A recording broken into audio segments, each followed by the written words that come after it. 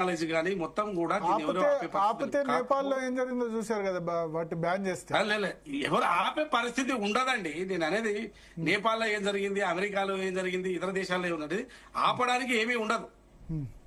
So దీన్ని ఎట్లా మనం ఉపయోగించుకోవాలనే దాని మీద చర్చ జరగాలి, అవేర్నెస్ జరగాలి తప్ప ఇప్పుడు మీరు అన్నట్టు అధికారంలో ఉన్న పార్టీ దీన్ని ఏదో నియంత్రించే ప్రయత్నం చేస్తుంది అనేది తప్పు. సో ఇది మీరు ఇంతకు ముందే మీ విశ్లేషణలో చెప్పారు, చాలా జాగ్రత్తగా చెప్పారు. ఏం చెప్పారు? సో ఇది వ్యక్తిగతంగా విమర్శలు చేయకూడదు అనేది, అది అన్ని రాజకీయ పార్టీలకు మీరు సూచన చేస్తుంది, అది అన్ని రాజకీయ పార్టీలు పాటించాలి. సో నేను ఏమంటే ఇవాళ కేసీఆర్ ఈ జడ్జిమెంట్ నల్లబాలు ఎవరు ఏంటి అనేది దాని చర్చలో పోదలుచుకోలేదు. ఇలా బెంచ్ తీర్పిచ్చిన దాని మీద జనరల్ గా ఇప్పుడు అడ్వకేట్ గారు చెప్పారు, ఇది గతంలో ఇచ్చిన తీర్పులే, సుప్రీంకోర్టు దాకా ఇచ్చిన తీర్పులే, సుప్రీంకోర్టు కూడా చెప్పిన తీర్పులే, మళ్ళీ కేటగిరికల్ గా ఇచ్చిరని చెప్తున్నారు. కాబట్టి ఎవరు చెప్పినా ఇప్పుడు కోర్టు చెప్పినా ఎవరు చెప్పినా దీన్ని సద్వినియోగం చేసుకోవాలి తప్ప దీన్ని మిస్యూజ్ చేయొద్దని చెప్పి ఎవరైనా చెప్తారు. సో ఆ మిస్యూజ్ జరగకూడదు అనేది నేను చెప్తున్నాను.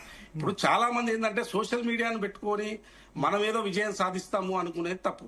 ఇలా కొంతమంది సోషల్ మీడియాలో మంచి మెసేజ్ చదివే వాళ్ళు ఉన్నారు, ఆ వచ్చిన చెడు మెసేజ్ కూడా ఇది ఫేక్ న్యూస్లే, ఇది అంత పనిలేని పని కూడా అని అనుకునే వాళ్ళు ఉన్నారు.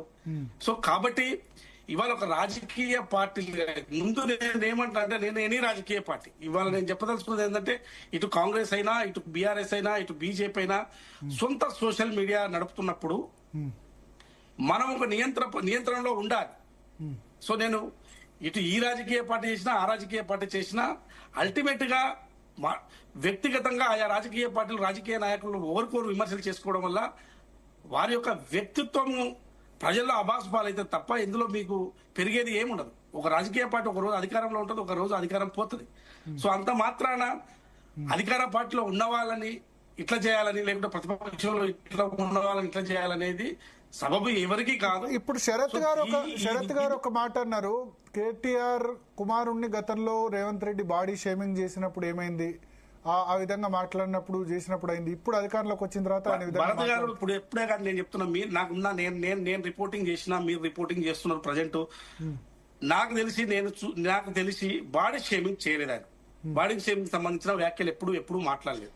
మనం అది తప్పదు, మీరు మాట్లాడడం తప్పు. కాకపోతే ఒక మనుమడిని ఇది భద్రాచలంకు